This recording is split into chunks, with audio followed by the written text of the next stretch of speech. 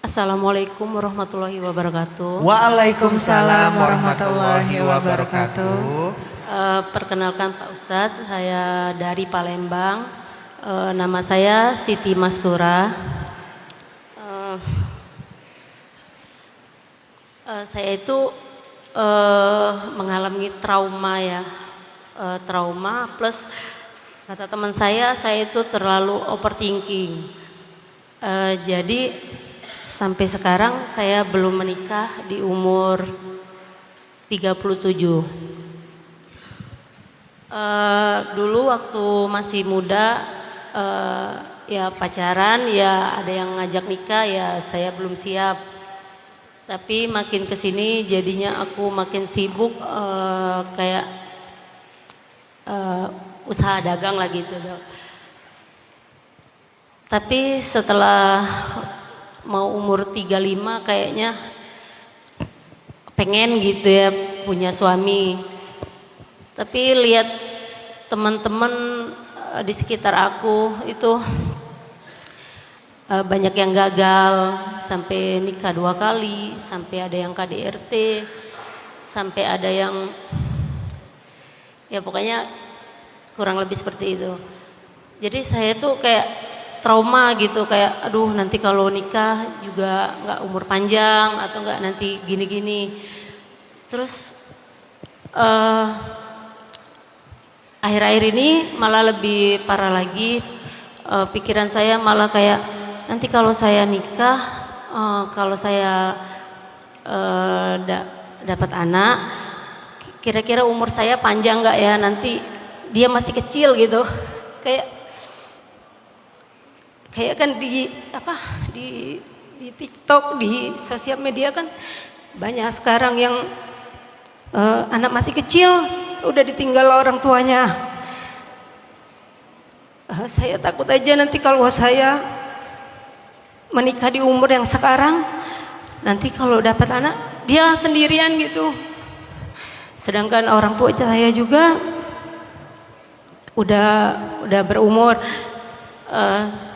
Pernah sih kepikiran, oh kenapa nggak dulu saya terima aja mantan saya ngajak nikah. Tapi ya itulah kehidupan saya yang setiap hari kepikiran trauma sama terlalu overthinking. Itu aja Pak. Ada 2 mungkin poin yang saya ingin highlight, Mbak Siti. Seperti yang saya sampaikan tadi, kita nggak akan nyaman dalam hidup kalau kita cuma nge-zoom in hal-hal yang buruk, yang membuat kita khawatir, yang membuat kita trauma, yang membuat kita terluka, nggak nyaman. Padahal hidup pasti berimbang kok. Di antara selain ada keluarga-keluarga yang belum atau keluarga-keluarga yang diuji, ada juga keluarga-keluarga yang sukses dan bahagia. Kenapa kita nggak melihat sisi itunya biar berimbang? Sama kayak orang mau memulai bisnis. Kalau cuma ngelihat orang yang bangkrut, yang gagal, yang gulung tikar, ya nggak akan pernah mau berbisnis. Tapi kalau dia ngelihat juga orang yang sukses juga nggak sedikit, orang yang berhasil juga nggak sedikit, jadi semangat kan? Jadi berimbang. Berimbangnya apa? Tetap semangat berbisnis, tapi hati-hati jangan sampai kayak orang yang tadi bermasalah, kan gitu ya? Keseimbangan itu penting. Makanya jangan cuma nge-zoom in salah satunya. Kalau perlu lebih banyak zoom in yang positifnya, sedikit yang negatif, hanya untuk membuat kita lebih berhati-hati dan lebih lebih belajar, nggak sembrono gitu. Maka Mbak Siti ya, coba zoom in juga orang-orang yang sukses dalam pernikahan, dan itu nggak sedikit kok. Bahkan menurut saya lebih banyak. Walaupun berita yang kita baca, tingkat perceraian, data di Indonesia ya, BPS misalnya, tingkat perceraian di Indonesia itu sekian persen.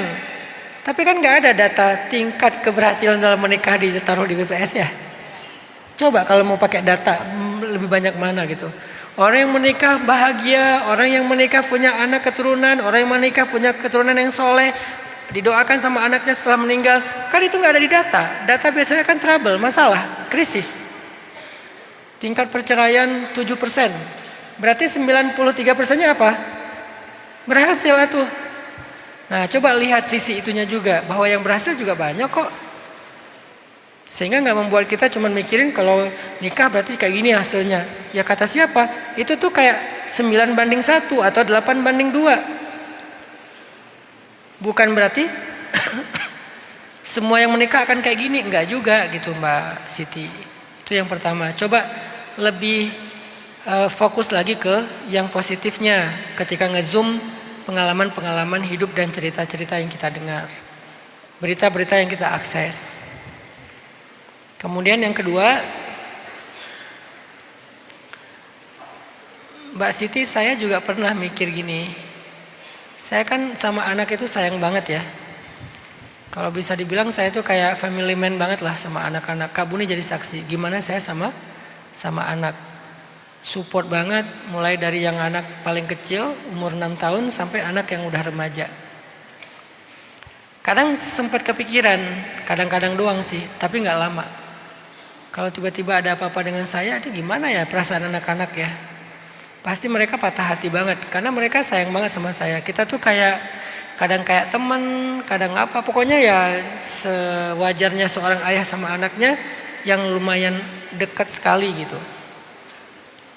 Tapi saya mikir lagi, nah ini butuhnya penyeimbangan lewat wawasan dan ilmu agama. Saya mikir lagi, sejak kapan saya lebih baik daripada Allah untuk menjaga anak-anak saya?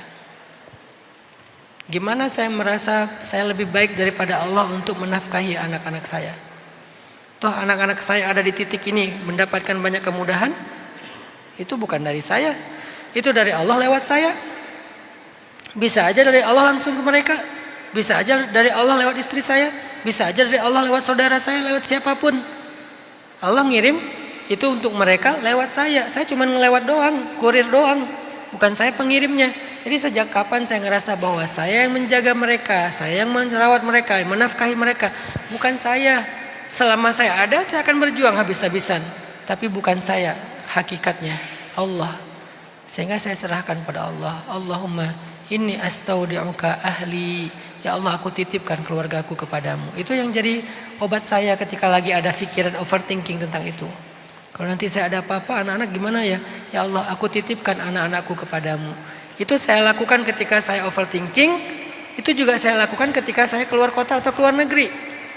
Karena itu kan kalau lagi pergi ke luar negeri itu kayak takut ada apa-apa di perjalanan, naik pesawat, gak balik lagi gitu kan ya. Gimana caranya biar saya tenang di perjalanan? Saya titipin aja ke Allah. Terserah nanti Allah gimana menjaganya. Pasti dijaga kok. Pasti Allah akan amanah dengan titipan. Gak mungkin Allah mengecewakan orang yang menitipnya.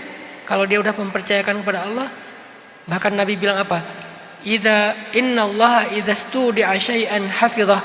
Allah itu kalau dititipin sesuatu pasti dijaga dengan baik. Itu modal overthinking saya. Jadi jangan sampai kita ngerasa bahwa kita lebih tahu daripada Allah, lebih baik daripada Allah. Lagi pula tidak ada yang tahu masa depan. Kenapa kita hanya mengambil satu kemungkinan? Gimana kalau saya meninggal mereka masih kecil? Kenapa nggak kita mengambil kemungkinan lain? Gimana kalau saya meninggal mereka dewasa dan udah soleh sehingga saya diurus jenazahnya didoakan oleh anak yang soleh? Bukankah itu harapan setiap orang tua? Punya anak soleh mendoakannya. Kenapa nggak diimbangin dengan pemikiran itu? Jadi pilihan pemikiran itu nggak hanya satu dalam hidup kita. Coba belajar mengimbangi semua itu. Jadi kata kuncinya belajar keseimbangan. Keseimbangan bukan 50-50 tapi proporsional. Kayaknya porsi positifnya harus lebih gedein daripada porsi negatifnya. Fungsi porsi negatif hanya untuk rem. Kita kalau naik mobil lebih banyak menekan rem atau gas? Tapi nggak mungkin nggak ada rem kan? Kalau rem terus nggak jalan. Kalau gas terus masuk ke selokan. Rem gas, tapi banyakkan mana? Banyakkan gas, rem sedikit-sedikit. Nah itulah hidup, keseimbangan. Tetap harus ada mempertimbangkan sisi negatifnya untuk jadi rem. Tapi jangan ngerem wae. Kapan jalannya ini? Akhirnya masalah jodoh nggak jalan, masalah karir nggak jalan, masalah hubungan nggak jalan gara-gara ngerem terus, takut ngegas. Tapi ada yang sembrono ngegas terus, nggak pernah ngerem, bahaya juga gitu kan ya. Keseimbangan Mbak Siti. Allahu a'lam.